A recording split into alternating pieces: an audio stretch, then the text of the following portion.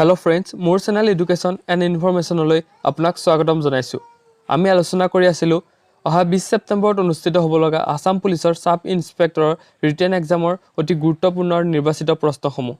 আজি আপোনালোকৰ বাবে লৈ আহিছোঁ ইণ্ডিয়ান পলিটিক্সৰ অতি গুৰুত্বপূৰ্ণ কিছুমান জেনেৰেল নলেজৰ কুৱেশ্যন। এইটো আমাৰ স্পেচিয়েল ক্লাছ 2। ভিডিঅ'ত আলোচনা কৰা প্ৰশ্নসমূহ কনষ্টেবল, PNRD, ট্ৰেন্সপৰ্ট, ৰেলৱে, ছেক্ৰেটাৰিয়েট এক্সামৰ কাৰণে অতি গুৰুত্বপূৰ্ণ হ'ব। এইখিনিতে আপুনি যদি প্ৰথমবাৰৰ বাবে আমাৰ চেনেলটো ভিজিট কৰি আছে অনুগ্ৰহ কৰি সাবস্ক্ৰাইব কৰি ল'ব আৰু আপোনাৰ ফ্ৰেণ্ডছলৈ শ্বেয়াৰ কৰিবলৈ নাপাহৰিব। গতিকে আহকচোন পলম নকৰি ভিডিঅ'টো আৰম্ভ কৰোঁ। আহিছোঁ আজিৰ প্ৰথমটো প্ৰশ্নলৈ। When did Delhi become a union territory?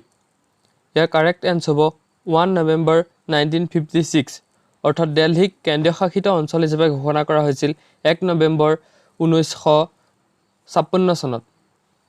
আহিছোঁ 2 number প্ৰশ্নটোলৈ। The ratio between the length and breadth of Indian national flag is? Year correct answer হ'ব 2:3। অৰ্থাৎ ইণ্ডিয়ান নেশ্যনেল ফ্লেগৰ দৈৰ্ঘ্য আৰু প্ৰস্থৰ অনুপাত 2:3। আহিছোঁ 3 number প্ৰশ্নটোলৈ। If the office of the President of India vacant, within what time should be next president be elected? Year correct answer হ'ব within 6 months। অৰ্থাৎ ৰাষ্ট্ৰপতিৰ পদ যদি খালী হয় তেনেহ'লে কিমান দিনৰ ভিতৰত নিৰ্বাচন অনুষ্ঠিত কৰি সেই পদ পূৰণ কৰিব লাগে। ইয়াৰ শুদ্ধ উত্তৰ 6 মাহ। আহিছোঁ 4 নম্বৰ প্ৰশ্নটোলৈ। What is the minimum age for appointment as member of the Rajya Sabha? ইয়াৰ কাৰেক্ট এনচাৰ হ'ব 30 years। ৰাজ্যসভাৰ বাবে এজন প্ৰাৰ্থীৰ ন্যূনতম বয়স হৈছে 30 বছৰ। ঠিক তেনেদৰে লোকসভাৰ বাবে হৈছে 25 বছৰ। আহিছোঁ 5 নম্বৰ প্ৰশ্নটোলৈ। Who was the chairman of the constituent assembly? ইয়াৰ কাৰেক্ট এনচাৰ হ'ব ডক্টৰ ৰাজেন্দ্ৰ প্ৰসাদ।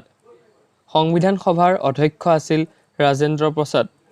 আহিছোঁ 6 নম্বৰ প্ৰশ্নটোলৈ। First general election in free India were held in? স্বাধীন ভাৰতৰ প্ৰথম নিৰ্বাচন অনুষ্ঠিত হৈছিল। ইয়াৰ শুদ্ধ উত্তৰ 1951 to 52। আহিছোঁ 7 নম্বৰ প্ৰশ্নটোলৈ। Who is the supreme commander of the arm force in India? ইয়াৰ কাৰেক্ট এনচাৰ হ'ব প্ৰেছিডেণ্ট অফ ইণ্ডিয়া। সামৰিক বাহিনীৰ সুপ্ৰিম কমাণ্ডাৰ হৈছে ৰাষ্ট্ৰপতি। আহিছোঁ 8 নম্বৰ প্ৰশ্নটোলৈ। Panchayati Raj is based on the ideology of? ইয়াৰ কাৰেক্ট এনচাৰ হ'ব ডেম'ক্ৰেটিক ডিচেণ্ট্ৰেলাইজেশ্যন। ইয়াৰ শুদ্ধ উত্তৰটো হৈছে গণতান্ত্ৰিক বিকেন্দ্ৰীকৰণ। আহিছোঁ 9 নম্বৰ প্ৰশ্নটোলৈ। In which year were the Indian states recognise on linguistic basis? Year correct answer 1956। অৰ্থাৎ ভাৰতৰ ৰাজ্যসমূহ ভাষাৰ ভিত্তিত পুনৰ গঠন কৰা হৈছিল 1956 চনত। আহিছোঁ 10 নম্বৰ প্ৰশ্নটোলৈ। Who was the first women president of the Indian National Congress? ইয়াৰ শুদ্ধ উত্তৰ এনি বেচাণ্ট।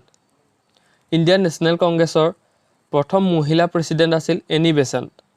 আহিছোঁ 11 নম্বৰ প্ৰশ্নটোলৈ। Name the state that has the largest Vidhan Sabha legislative assembly? ইয়াৰ কাৰেক্ট এনচাৰ হ'ব উত্তৰ প্ৰদেশ। আহিছোঁ 12 নম্বৰ প্ৰশ্নটোলৈ। Name the largest union territory of India? ইয়াৰ correct answer Daman and Diu. ভাৰতৰ আটাইতকৈ ডাঙৰ কেন্দ্ৰীয় শাসিত অঞ্চলটো হৈছে দমন এণ্ড দিউ। আহিছোঁ 13 নম্বৰ প্ৰশ্নটোলৈ। Who is the chairman of the Rajya Sabha? ইয়াৰ শুদ্ধ উত্তৰ ভাইচ প্ৰেছিডেণ্ট। ৰাজ্যসভাৰ অধ্যক্ষ হৈছে উপ ৰাষ্ট্ৰপতি। আহিছোঁ 14 নম্বৰ প্ৰশ্নটোলৈ। Who appoint the attorney general of India? ইয়াৰ কাৰেক্ট এনচাৰ হ'ব প্ৰেছিডেণ্ট। এটৰ্নী জেনেৰেলক ৰাষ্ট্ৰপতিয়ে নিযুক্তি দিয়ে। আহিছোঁ 15 নম্বৰ প্ৰশ্নটোলৈ।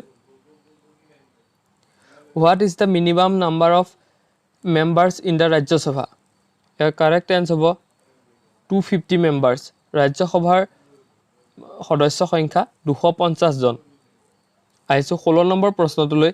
Which article empowers the president of India to declare president's rule in the state?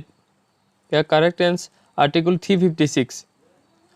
Article 356 অনুসৰি ৰাষ্ট্ৰপতিয়ে ৰাজ্যসমূহত ৰাষ্ট্ৰপতিৰ শাসন ঘোষণা কৰিব পাৰে। আহিছোঁ 17 নম্বৰ প্ৰশ্নটোলৈ।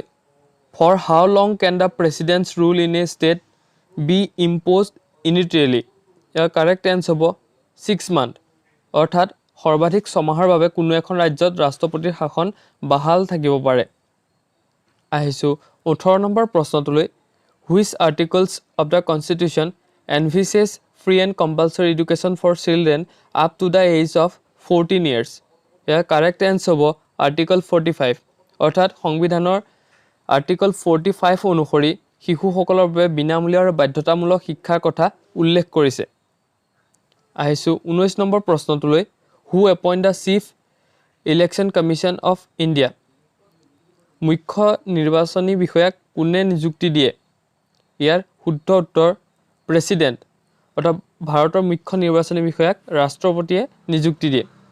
আহিছোঁ 20 নম্বৰ তথা আজিৰ অন্তিমটো প্ৰশ্নলৈ।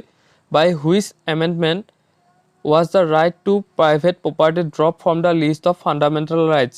ইয়াৰ শুদ্ধ উত্তৰ 44th, অৰ্থাৎ সংবিধানৰ 44তম সংশোধনী অনুসৰি সম্পত্তিৰ অধিকাৰক মৌলিক অধিকাৰৰ পৰা খণ্ডিত কৰা হৈছে। ভিডিঅ'টো সম্পূৰ্ণ কৰি চোৱাৰ বাবে আপোনালৈ থাকিল অশেষ ধন্যবাদ। ভিডিঅ'টো চাই অকণমানো যদি উপকৃত হৈছে এটা লাইক কৰিব আৰু আপোনাৰ ফ্ৰেণ্ডছলৈ শ্বেয়াৰ কৰি দিব। লগতে চেনেলটো ছাবস্ক্ৰাইব কৰিবলৈ নাপাহৰিব। জয় আই অসম।